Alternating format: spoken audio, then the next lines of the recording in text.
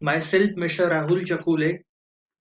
Today, I am explain you the problem on relative velocity method. You know, the unit number FIP comprise into two graphical methods. First, relative velocity and acceleration method. Second, ICR, that is instantaneous center of rotation. First of all, I am taking the problems on relative velocity method. So let us see the problem number one, which is based on relative velocity method, and this problem is based on simple four bar mechanism.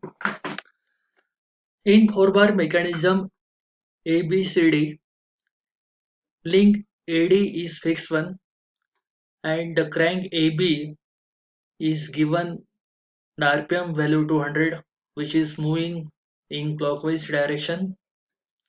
The dimensions of various links of four bar mechanism are given. BC is equal to AD and is equal to 150 mm. The length of link CD 80 mm. The link AB 40 mm. And the unknown is find the angular velocity of link BC and link CD. So how to solve this problem by using relative velocity method?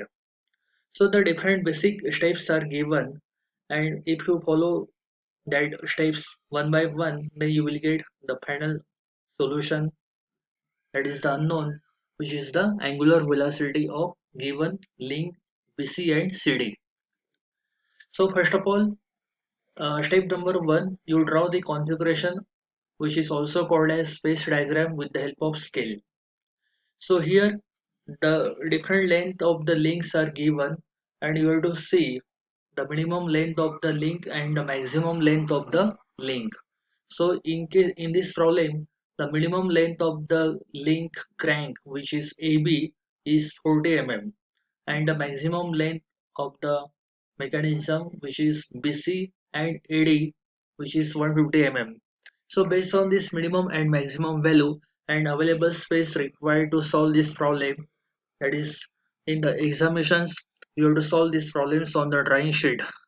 So based on the available space and the given values of the link, I choose the scale for this configuration of the space diagram as 1 centimeter is equal to 20 mm. So after making the configuration diagram, the step number 2 is the calculation of velocity input link. So here the rotation and RPM value of link AB is given. So this link AB acts as a crank. So we have to calculate the velocity of crank.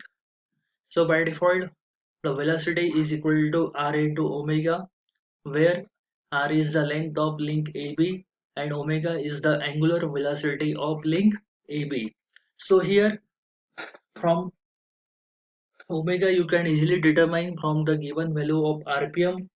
So omega is equal to 2 pi n divided by 60. So from this basic formula of omega, you can keep that value of omega in equation of v, that is velocity, and r, that is length of link AB. You know it is given in the problem.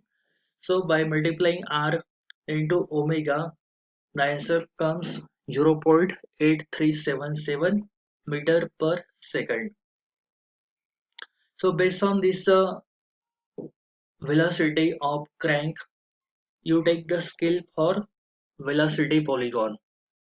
So always take the scale for velocity polygon based on the velocity of crank, because the RPM value is given for the crank. So you can easily determine the magnitude for crank. So you take the scale for velocity polygon on the basis of velocity of the crank. So here the value of the velocity comes 0.8377 meter per second. So you take the scale for velocity polygon as 1 centimeter is equal to 0.1 meter per second. So again this scale for velocity polygon, again you take on the basis of available space. So if you divide this total value of velocity 0.8377 divided by scale, so approximately it comes 8.37 centimeter. So 8.37 centimeter is the sufficient space available on the drawing sheet. Now the next one is how to make the velocity polygon. So the step number 3 is to make the velocity polygon for a given mechanism. Now first of all, the point A and D is fixed one, that is link AD is fixed one, and this A and D, both the point lies on the fixed link.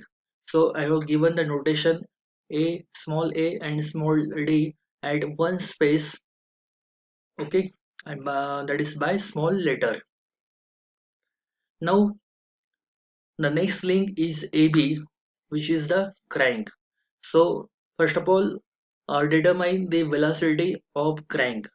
So velocity is always perpendicular to link AB. So the point A you know. So from point A, draw the velocity for link AB, which is perpendicular.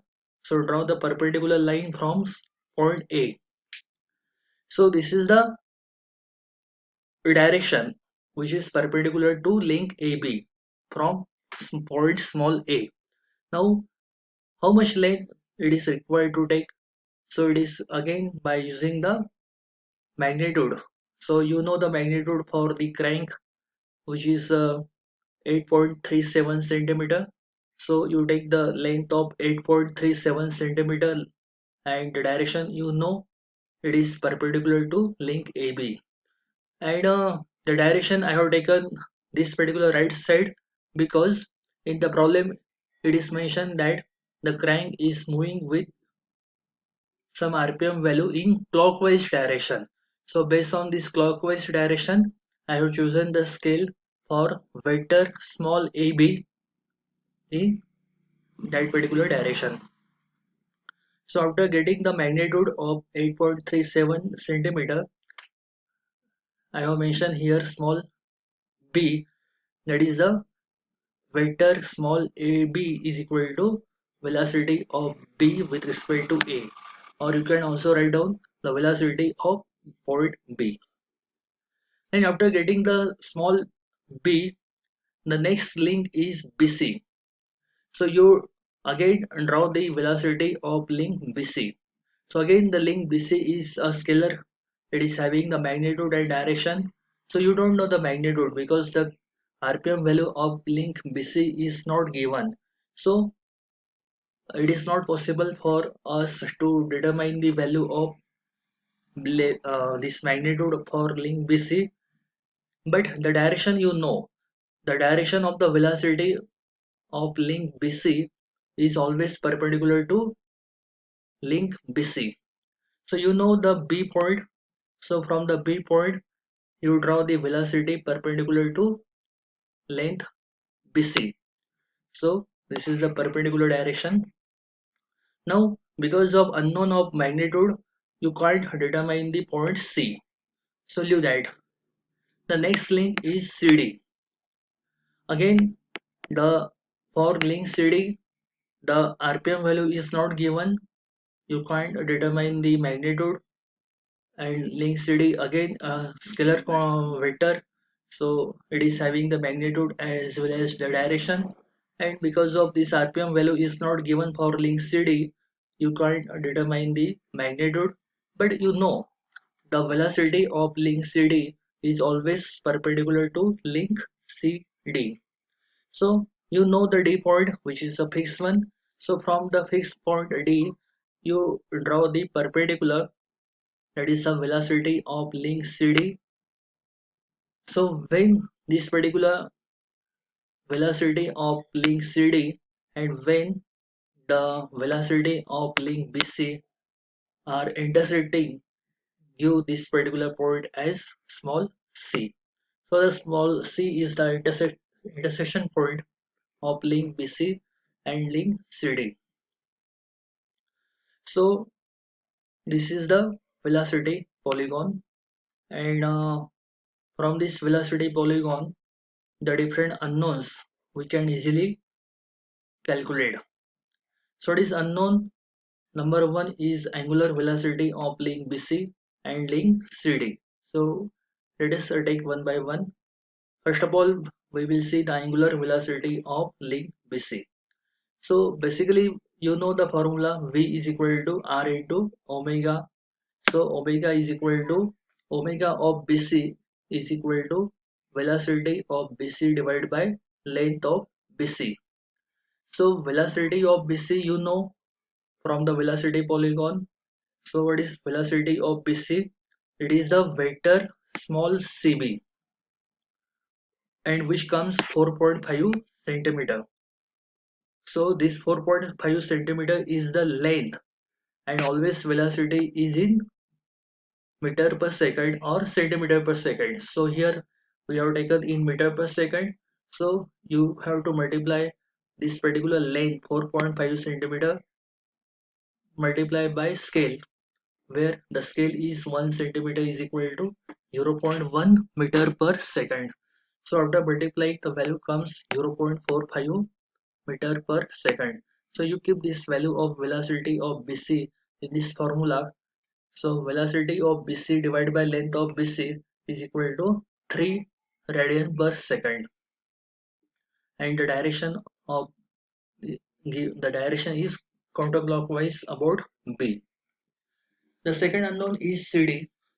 Again, you know velocity is equal to R into omega. Omega is equal to velocity divided by length.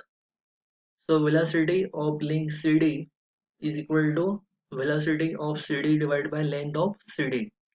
So again, velocity of CD is known from the velocity polygon. So how you know?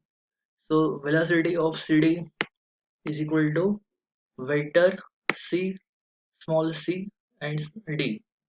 So you take the length, you multiply that length by the scale, and you will get 0.51 meter per second.